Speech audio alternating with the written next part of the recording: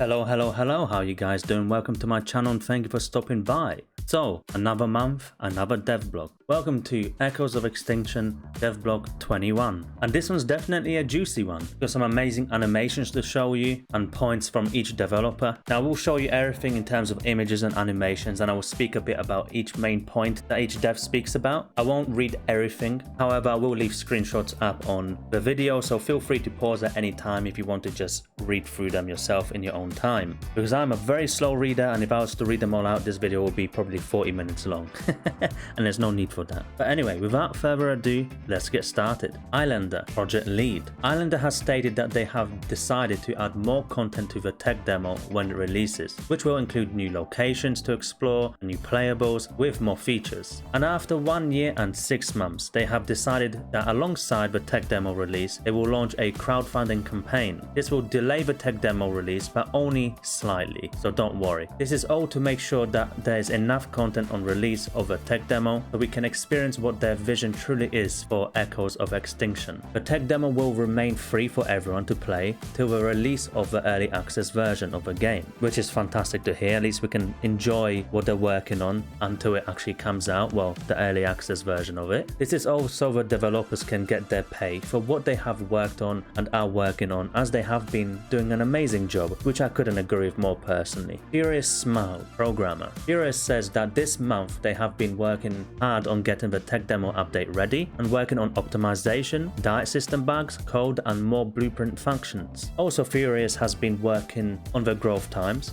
adjusting them and making them more time affordable. Originally, base growth ranged from 30 minutes to 16 hours, and after some team discussions they have decided to reduce long growth times by up to 25% and shorter growth times by 5%, which is fair, as I don't mind growing and spending time in a game. So of course at the end of the day you're going to be enjoying yourself whilst growing, you're not just going to be sitting there doing nothing. But it's good to know that they have realized that maybe that was a bit too long and now they're making it a bit shorter and better. And an example would be Eokar's base time went from 210 minutes to 170 minutes with up to 30% growth speed bonuses. So now an Eokar can mature in just under 2 hours, which is really good if you ask me. Plus some new stats, attacks and abilities have been worked on for the roster, with Pura and Orano nearing completion.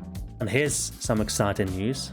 The next 4 playables, after these ones are fully released of course: Pachycephalosaurus, Dracovenator, Irritator and Enigmasaurus. Now they haven't got any images or concepts of them at the moment. I will just show some images of what those dinosaurs are for anyone that it might be curious and doesn't actually know. Of course this doesn't mean that this is what they will look like. They might do their own version of it. There might be some bits and bobs that they'll make more unique towards their game, but just to give you kind of an idea, right? But I'm quite excited. But yeah, what do you think of this next 4 playables? Are you excited? Because I know I am. And let's move on to the next one. Chikanja, programmer. Chikanja has been working on improving the network responsiveness and upcoming animation upgrades. Character movement overhaul, but when there may be high ping conditions, Chikanja is working hard to ensure it stays smooth and responsive even under those conditions. General optimization and bug fixes have also been in the works to ensure stability and performance. I'm liking that there's a lot of work being done on what actually matters, because it's all nice to have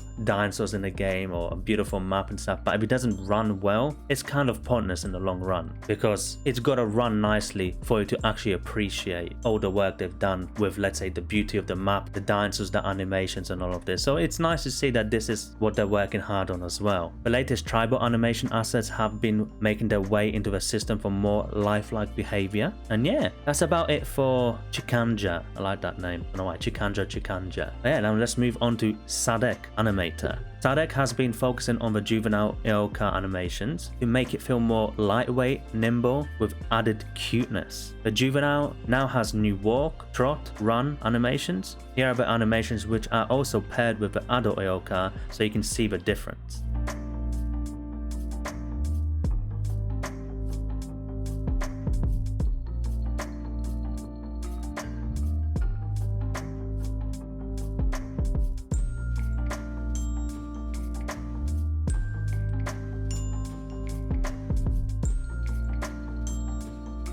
Vittoria Letto, concept artist. Vittoria has been hard at work with gathering references for the platforms that will be placed on sequoia trees for humans. Hopefully I didn't murder that name for the tree.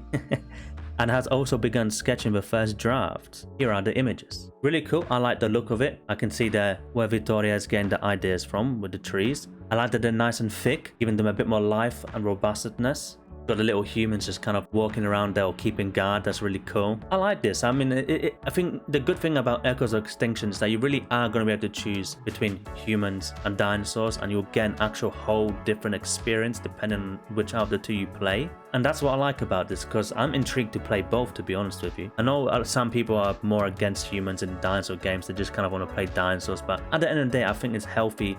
When done right, at least, it's a good, healthy relationship they can have, otherwise fighting each other or kind of working together. But this is cool. Who wouldn't want to be walking around these tree houses? I know I would. Ernie, 3D artist. Ernie has now completed the modular building pieces for the game by adjusting the size of the logs to improve the visual consistency and ensuring that all the modular parts snap together precisely. Ernie also states that the modular system is ready for use, unless any unfortunate bugs appear. And here are some images.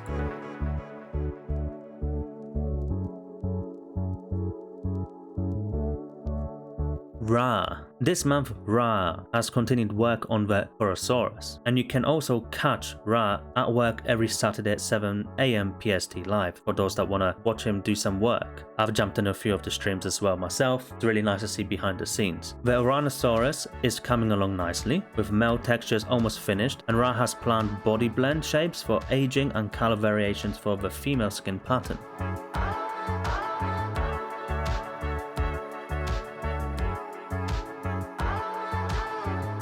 Arrived, 3D artist. This month Arrived has been working on the mortar, pestle modules, and the sequoia trees, and the sequoia tree base.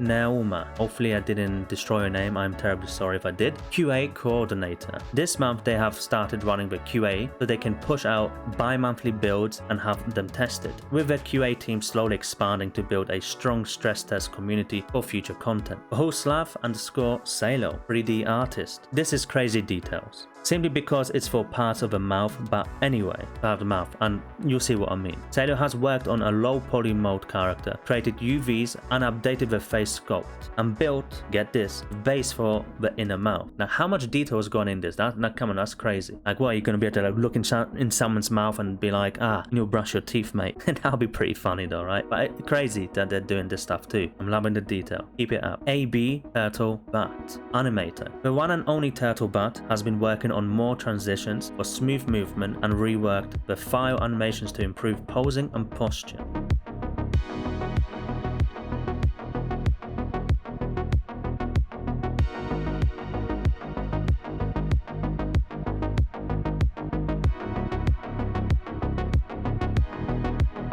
Void, 2D artist / UI designer. Void has been dedicated to the UI revamp and is excited to show you it off as it gets game ready. And next up, it's revamping the crafting UI and the Dino Panel UI. So that's it. That is the dev blog for Echoes of Extinction #21 finished. Hope you guys enjoyed it. Let me know what your thoughts are. I thought it was really cool, and it's definitely that they're going. I can definitely say they're going in a beautiful direction. The game really seems to be looking fantastic. Even if you've been seeing the background I've been using, that's all come out from the game, which you can actually check out in the dev blog as well. They have the YouTube video for it where Islander talks himself. I'll actually leave a link to that video down below in the description, so feel free to go check it out. But you can really see the beauty that they are adding into this game, as well as just the nature itself. It all feels alive and you're walking through an actual jungle. It doesn't just feel fake. And for something that's so early access, like even saying early access is wrong because it's even before that, it's tech demo. Well, getting to tech demo. That they've already done all of this gives me great hope for this game. And I look forward to seeing definitely the next dev blog, and very soon some gameplay videos as well for Echoes of Extinction. So apart from that, you guys have a fantastic day. See you guys in the next one. Peace.